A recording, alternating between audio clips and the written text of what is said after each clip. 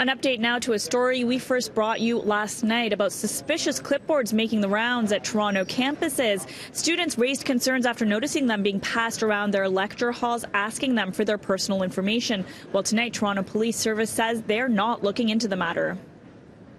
Your teacher thought it was in attendance? Well, yeah, she had not handed out anything, but then somebody went to the front and gave it to her, and she was like, I didn't give this out, so somebody must have come into our class and started handing it out to students, and it went around the class. At first glance, the forms seem harmless enough. They claim to be from an unnamed Canadian company promising high-paying management jobs next summer.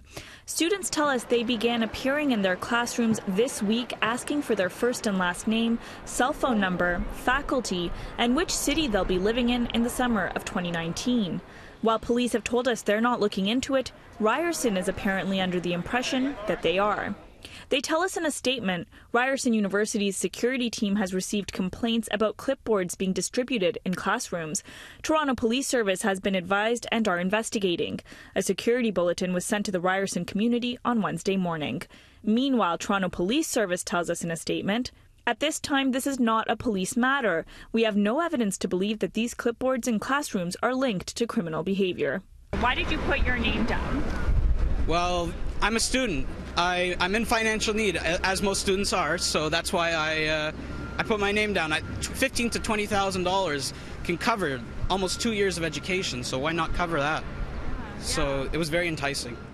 Now, there are some legitimate student-run businesses who actually do use these clipboards to hire students for the summer. We actually spoke with a former student who signed up for one at Western University and then later went on to start his own business. Jordan, tell me a little bit about your experience with these clipboards. Yes, definitely, Tina. So basically, I signed up for a clipboard on campus in 2011 at Western University, where I went to school. And I made sure that that clipboard had a logo on it. So I was aware of who I was signing up with at the time, which was an important factor to me.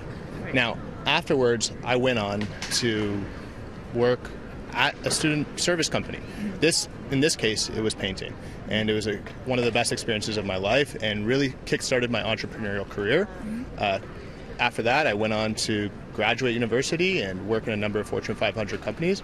For students who might be confused, what should they, you mentioned the branding, is that the key thing to look out for on these clipboards? Yeah, definitely. So the clipboard that I signed up for was the business development program. That was essentially a branded clipboard that was linked to the business that I ended up going on to work for as a franchisee. And if they're getting unmarked clipboards, what would you say? I'd say to be wary of unmarked clipboards. Anytime you're signing up for anything, it's important to have full disclosure from the company that's requesting your information. At least with the logo and with the branding, you'll be able to do some research online, know what you're signing up for, and then proceed accordingly. So again, always look for branding, a logo, or a company name to make sure that the sheet you're signing up for is valid. And if it is unmarked, do let someone know.